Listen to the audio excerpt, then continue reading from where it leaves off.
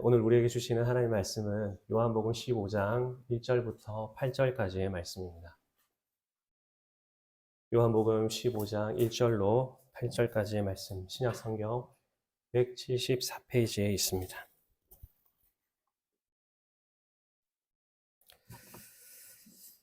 (15장 1절로 8절까지의 말씀). 이것은 하나님의 말씀입니다. 내가 참 포도나무요 내 아버지는 그 농부라. 물은 내게 있어 과실을 맺지 아니하는 가지는 아버지께서 이를 제해 버리시고 무릇 과실을 맺는 가지는 더 과실을 맺게 하려 하여 이를 깨끗게 하시느니라. 너희는 내가 일러준 말로 이미 깨끗하였으니 내 안에 거하라. 나도 너희 안에 거하리라. 가지가 포도나무에 붙어 있지 아니하면 절로 과실을 맺을 수 없음 같이 너희도 내 안에 있지 아니하면 그러하리라. 나는 포도나무여 너희는 가지니 저가 내 안에 내가 저 안에 있으면 이 사람은 과실을 많이 맺나니 나를 떠나서는 너희가 아무것도 할 수 없습니다. 사람이 내 안에 거하지 아니하면 가지처럼 밖에 버리워 말라지나니 사람들이 이것을 모아다가 불에 던져 사르느니라.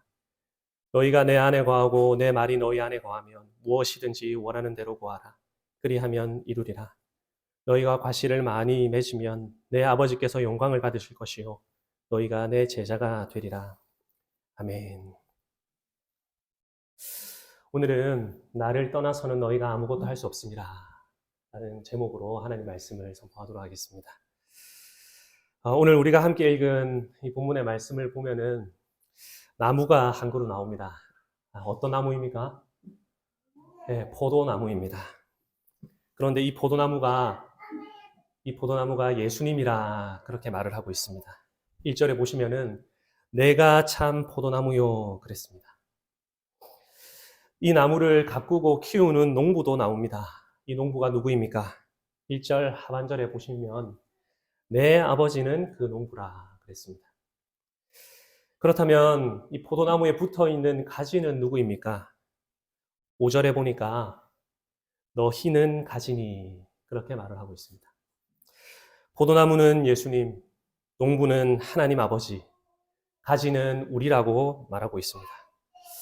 성도 여러분, 이 포도나무가 좋은 나무일까요? 아니면 나쁜 나무일까요? 네, 좋은 나무입니다. 예수님 나무이기 때문입니다. 그렇다면 이 농부는 농사를 잘 짓는 농부이겠습니까? 아니면 어설프고 미숙하고 경험이 없는 농부이겠습니까? 농사를 잘 짓는 농부이죠. 하나님 아버지가 농부이시기 때문입니다. 예수님 포도나무에 하나님 아버지 농부이시니까 이 가지에는 열매가 많이 맺히겠습니까? 적게 맺히겠습니까? 예, 많이 맺히겠죠. 아니, 그런데 이게 무슨 일입니까? 열매가 맺히지 않는 가지가 있습니다. 밖에 버리워 말라 비틀어져서 불 속으로 들어가는 가지가 있습니다. 왜 어떤 가지는 무럭무럭 자라가지고 열매를 맺지만 왜 어떤 가지는 말라 비틀어져서 불 속에 들어가는 심판을 받게 됩니까? 오늘 말씀이 그 정답을 다 말해주고 있습니다. 나무에 붙어 있지 않았기 때문이라. 포도나무 대신 예수님 안에 거하지 않았기 때문이다. 그렇게 말을 하고 있습니다. 4절에 한번 보실까요? 4절에 내 안에 거하라. 나도 너희 안에 거하리라. 가지가 포도나무에 붙어 있지 아니하면 절로 과실을 맺을 수 없음같이 너희도 내 안에 있지 아니하면 그러하리라. 또 6절에도 보십시오. 사람이 내 안에 거하지 아니하면 가지처럼 밖에 버리워 말라지나니 사람들이 이것을 모아다가 불에 던져 사르느니라. 성장의 비결이 무엇입니까? 네, 포도나무에 붙어 있는 것입니다. 불에 던져져 심판받지 않는 방법이 무엇입니까? 예수님 안에 거하는 것입니다. 저는 오늘 이 본문의 말씀을 가지고 두 가지 요지로 말씀을 전하려고 합니다. 첫째는 예수님이 참 포도나무시다 하는 것입니다. 예수님이 참된 포도나무이십니다. 그리고 두 번째는 우리가 예수님 안에 붙어 있어야 자랄 수 있다. 예수님 안에 붙어 있어야 심판받지 않을 수 있다. 이 두 가지 요지로 하나님의 말씀을 전하겠습니다. 오늘 말씀을 통해서 자라고 열매 맺는 비결을 여러분들이 꼭 배우실 수 있기를 바랍니다. 오늘 본문의 말씀을 보니까 포도나무 앞에 참이라는 말이 붙어 있습니다. 내가 참 포도나무요. 포도나무는 포도나무인데 참된 포도나무라 하는 말이죠. 이것이 무슨 뜻일까요? 여러분, 요한복음에 보면은 참이라는 말이 정말 많이 등장합니다. 참빛, 참떡, 참된 양식, 참된 음료, 그리고 오늘 본문에서는 참 포도나무. 요한복음에 등장하는 참되다 하는 말이 무슨 뜻일까요? 네, 요한복음에 나오는 참은 참과 거짓 할 때의 참이라는 뜻이 아니고 거짓의 반대말이 아니라 요한복음에서 참되다는 말은 그림자의 반대말입니다. 그림자가 아닌 실체로서 참이라 하는 뜻이죠. 우리가 태양 앞에 서면은 실체는 나고 내 뒤로 그림자가 생기지 않습니까? 요한복음에 나오는 참이라는 말은 모두 그림자의 반대말로서 참이라 하는 뜻입니다. 요한복음 1장 9절에 참 빛이 곧 세상에 와서 각 사람에게 비추었다 그랬습니다. 예수님을 가리켜서 참된 빛이다 이렇게 표현을 하고 있죠. 태초에 빛이 있으라 하셨을 때의 그 빛, 낮과 밤을 다스리던 그 빛들은 사실은 모두 다 그림자 빛이고 진짜 참된 빛은 예수님이다 하는 것을 요한복음이 가르쳐주고 있는 것입니다. 참떡도 그렇습니다. 참떡이 왔다는 말은 구약에 그림자 떡이 있다는 말이죠. 이스라엘 백성들이 광야에서 무엇을 먹었습니까? 만나를 먹었습니다. 그 만나가 바로 그림자 떡입니다. 그래서 요한복음 6장 32절에서 예수님이 말씀하시기를 너희가 모세에게 받아 먹었던 그 떡, 그 만나가 아니라 하나님이 이 땅에 내려주시는 참떡이 있다.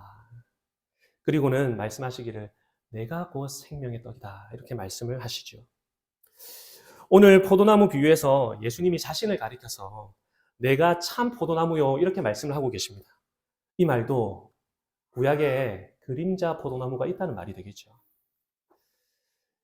예수님이 스스로를 참된 포도나무라 이렇게 말씀하신 것은 길을 거닐다가 갑자기 길 한켠에 포도나무가 눈에 들어왔기 때문에 이 비유를 말씀하고 계시는 것이 아닙니다. 오늘날 적지 않은 학자들이 예수님의 비유를 해석할 때에 비유 해석의 배경을 당시의 역사나 문화에서만 끌어오는데요. 이것은 정말 성경을 잘못 보는 것입니다. 물론 성경은 역사 속에서 쓰여진 것이 맞지만 신약의 배경이 구약 성경이라 하는 것을 간과하고 있는 것이죠. 여러분, 구약과 신약은 한 권의 책 아닙니까? 우리가 소설책을 읽을 때에도 3분의 2 지점을 펼쳐서 그 내용을 이해하려고 하면은 소설의 앞부분을 모르면 이해가 안 되는데 신약을 이해하는 데 있어서 어떻게 구약을 모르고 이해를 할 수가 있겠습니까?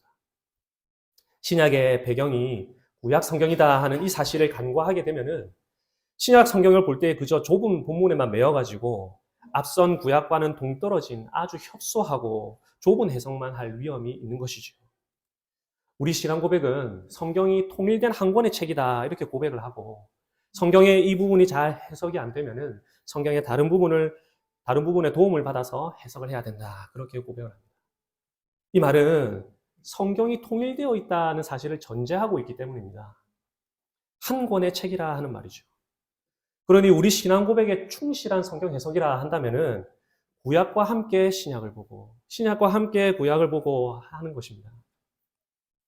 구약 성경에 익숙한 성도라 한다면은 예수님이 참 포도나무다 하는 이 말씀을 하시는 걸 들을 때에 구약 성경에 나오는 그림자 포도나무가 떠올라야 되는 것이죠.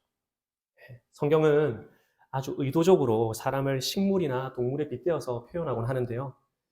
구약의 이스라엘을 표현할 때도 그렇습니다. 구약 성경에 이스라엘을 가리키는 대표적인 은유와 비유가 무엇이냐 하니까 그것이 바로 포도나무입니다. 포도나무. 그래서 이스라엘의 출애굽을 표현할 때도 이렇게 표현하시는 거죠. 주께서 한 포도나무를 애굽에서 가져다가 열방을 쫓아내시고 이를 심으셨나이다. 이렇게 표현을 했고 이사야 5장 2절에도 범죄하고 허물 많은 이스라엘을 가리킬 때 내가 극상품 포도나무를 심고 좋은 포도 맺기를 바랬는데 들포도를 맺었구나 이렇게 표현합니다. 그러니까 이스라엘을 포도나무로 비유하고 있는 것이죠. 예레미야 2장 21절에도 보니까 내가 너를 순전한 참 종자, 곧 귀한 포도나무로 심었거늘 내게 대하여 이방 포도나무의 가지가 악한 가지가 되면 어찌미뇨. 이방 포도나무의 악한 가지가 되면 어찌미뇨. 그랬습니다. 하나님을 버리고 우상 숭배하던 이스라엘을 포도나무로 빗대어서 표현을 하고 있습니다. 귀한 포도나무였던 너희가 왜 이방 포도나무의 가지가 되어 있느냐. 그렇게 책망하는 것이죠. 대적들이 쳐들어와서 이스라엘 땅을 마구 짓밟는 것도 어떻게 표현하느냐 하니까 나의 포도원을 회파하며 황무지로 만들었도다. 그렇게 표현을 합니다. 성경에 나오는 모든 포도나무가 곧 이스라엘은 아니지만 선지서나 구약 성경, 시편, 포도나무가 등장하는 문맥을 잘 살펴보면 이스라엘을 포도나무로 빗대어서 계속해서 성경이 말을 해왔던 것이죠. 하나님은 애굽 땅에서 극상품 포도나무를 빼내어 와가지고 젖과 꿀이 흐르는 가나안 땅에 탁 심어 두시고는 좋은 열매 맺기를 기대하셨는데, 아니 이게 무슨 일입니까? 이방 포도나무 가지에 사람이 도무지 먹지 못할 들포도가 맺혀버렸습니다. 구약의 이스라엘의 모습이 바로 이런 모습이었던 것이죠. 옛 언약 시대가 저물어 갈 때쯤에 세례 요한이 회개의 세례를 전파하면서 했던 말도 무엇입니까? 이미 도끼가 나무 뿌리에 놓였으니 좋은 열매 맺지 아니하는 나무마다 찍어 불에 던져오리라 그랬습니다. 도끼가 놓여있는 이 나무 뿌리 누구를 가리키는 것일까요? 열매 맺지 못하고 있는 이스라엘을 가리키는 표현입니다. 구약에서부터 이스라엘 백성들을 포도나무나 무화과 나무 같은 그런 나무에 빗대어서 계속해서 말해왔기 때문에 이 말도 가능해지는 것입니다.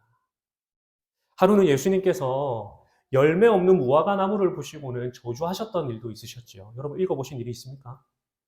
그것이 무엇을 가리키는 것입니까? 이 무화과 나무, 열매 없는 무화과 나무가 누구를 가리키는 것일까요? 열매 맺지 못하고 있는 옛 언약 백성 이스라엘을 가리키는 표현입니다.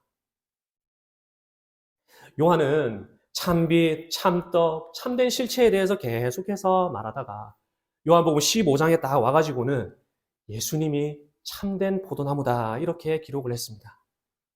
구약의 포도나무를 생각해보면은 열매가 없고 또 열매가 맺혀도 사람이 도무지 먹지 못할 들포도 열매가 맺혔는데 여러분 이 참된 포도나무에는 어떤 열매가 맺히겠습니까?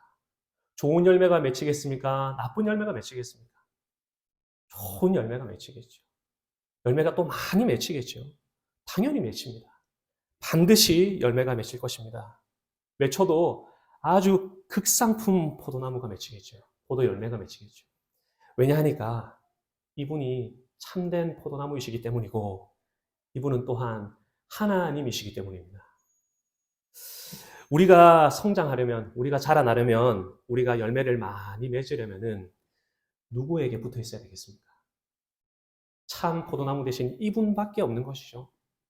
우리가 스스로 열매를 맺어보려 한다면 우리는 똑같이 또 들포도를 맺게 될 것입니다. 이분을 떠나서 열매를 맺으려고 하면은 우리는 또 이방 포도나무 가지다 하는 소리를 들을 것입니다. 이분으로부터 분리되면은 우리는 밖에 버리워져 말라 불에 던져지게 될 것입니다. 우리의 성장이 누구에게 달려 있는 것입니까? 참 포도나무 되시는 예수님께 달려 있는 것이죠. 그래서 두 번째로 우리가 이 포도나무, 참된 포도나무 대신 예수님께 붙어 있어야 성장이 가능한 것입니다. 요한복음 15장 4절의 말씀을 다시 한번 볼까요? 내 안에 거하라, 나도 너희 안에 거하리라. 가지가 포도나무에 붙어 있지 아니하면 절로 과실을 맺을 수 없음같이 너희도 내 안에 있지 아니하면 그러할 것이다. 5절도 한번 읽어볼까요? 나는 포도나무요 너희는 가지니 저가 내 안에 내가 저 안에 있으면 이 사람은 과실을 많이 맺나니 나를 떠나서는 너희가 아무것도 할 수 없습니다. 이 나를 떠나서는 너희가 아무것도 할 수 없다. 좀 지나친 표현 아닙니까? 정말 아무것도 할 수 없습니까? 네, 아무것도 할 수가 없습니다. 예수님의 말씀이죠. 너희가 나를 떠나서는 아무것도 할 수 없다. 또 6절도 한번 볼까요? 사람이 내 안에 거하지 아니하면 가지처럼 밖에 버리워 말라지나니 사람들이 이것을 모아다가 불에 던져 사르느니라. 열매를 맺지 못하는 것뿐만 아니라 불에 던져 살라진다. 종국에는 심판받는다. 이렇게까지 이야기를 하고 있습니다. 예수님께 붙어 있어야지 성장합니다. 예수님께 붙어 있어야 열매를 맺습니다. 예수님께 붙어 있어야 심판을 받지 않습니다. 그러니까 우리가 주님 안에서 산다는 것이 얼마나 중요한 것입니까? 아무리 강조해도 지나치지가 않습니다. 자, 그러면은 어떻게 하면 우리가 예수님 안에 붙어 있을 수 있을까요? 어떻게 하는 것이 예수님 안에서 살아가는 것일까요? 예수님, 뭐 이렇게 10번, 20번 예수님의 이름을 부르면은 우리가 예수님 안에서 살아가는 것입니까?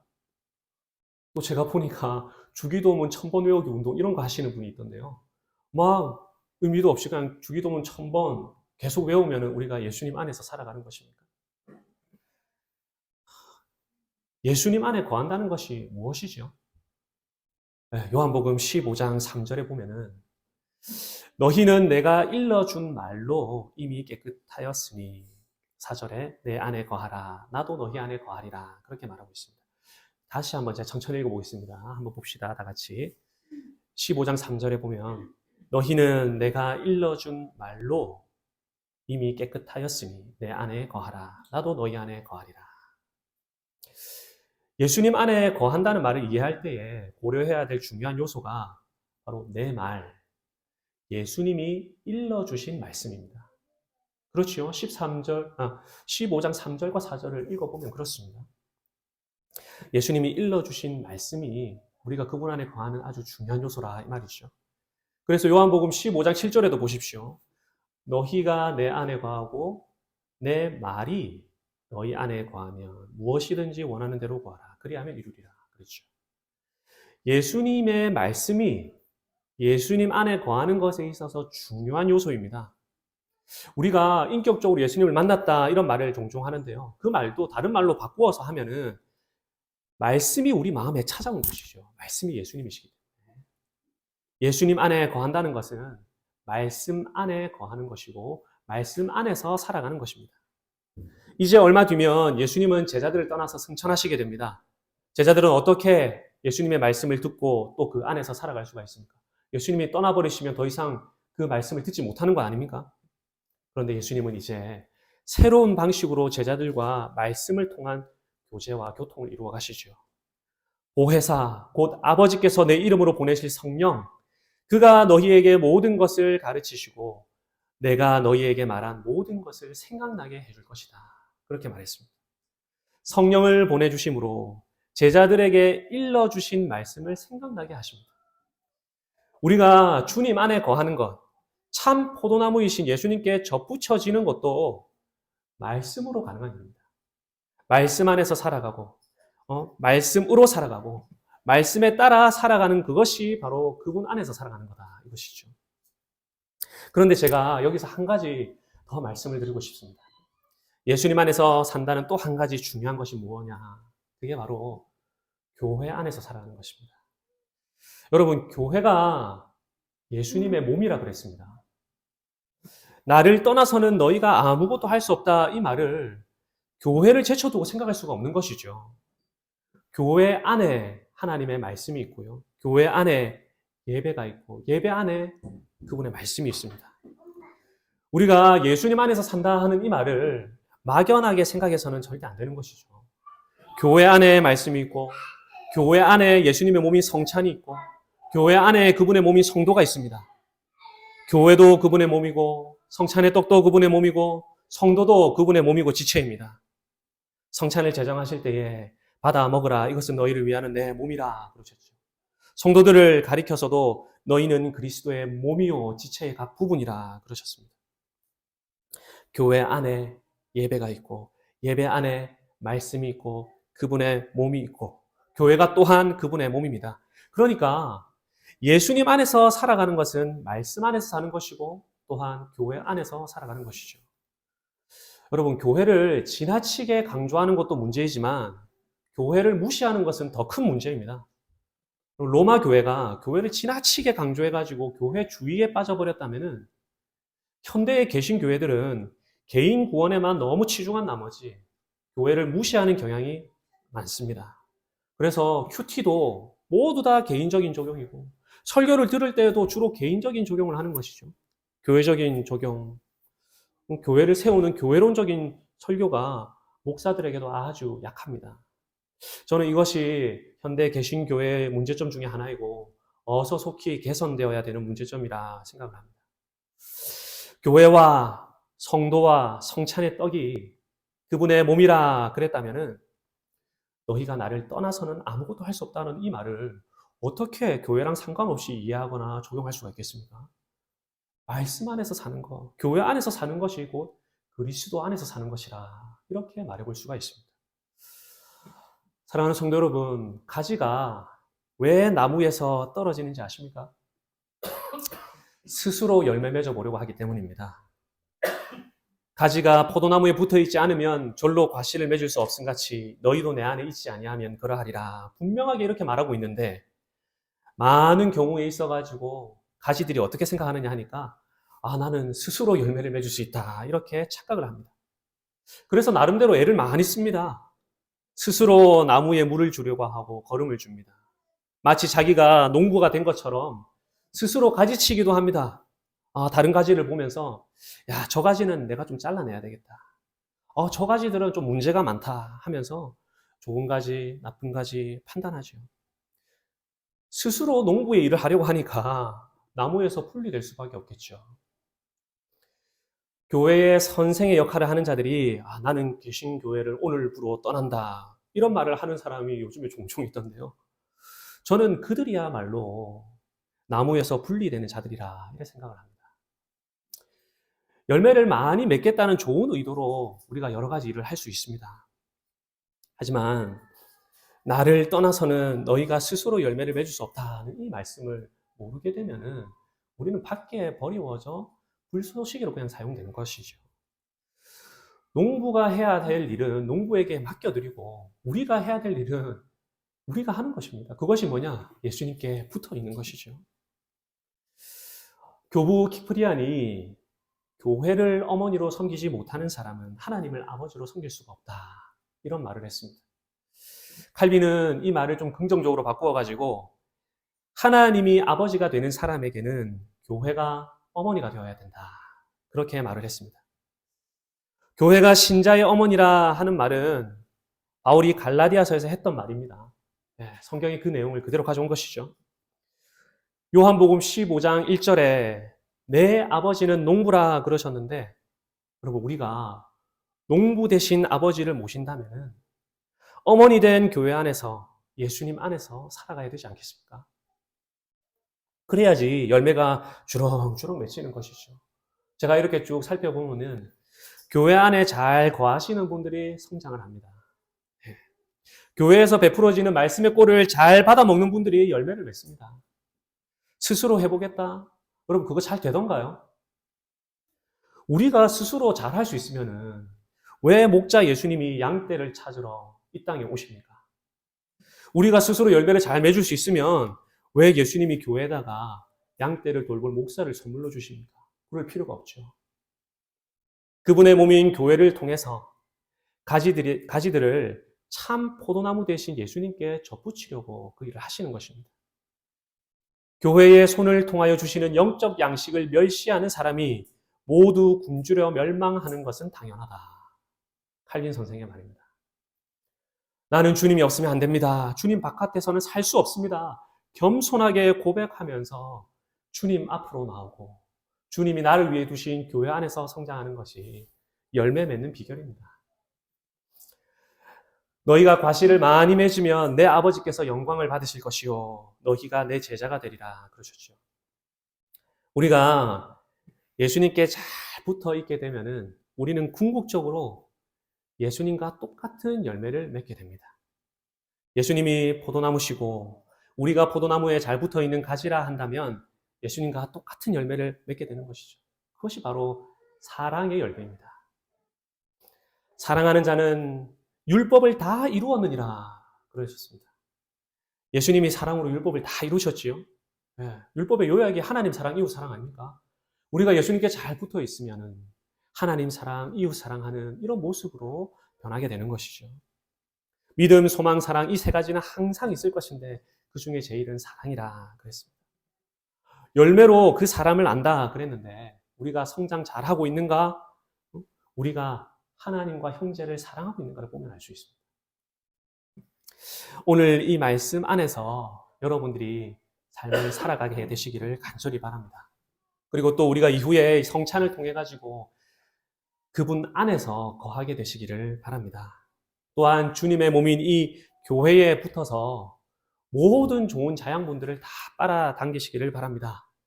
그리하여서 이 한 주간도 또 올 한 해도 여러분의 평생도 포도나무 되신 예수님 안에서 그분의 몸인 교회 안에서 살아가게 되시기를 간절히 바랍니다. 너희가 나를 떠나서는 아무것도 할 수 없습니다. 늘 주 안에서 살아가는 인생의 복이 여러분에게 가득하시기를 성부, 성자, 성령의 이름으로 축복합니다. 아멘.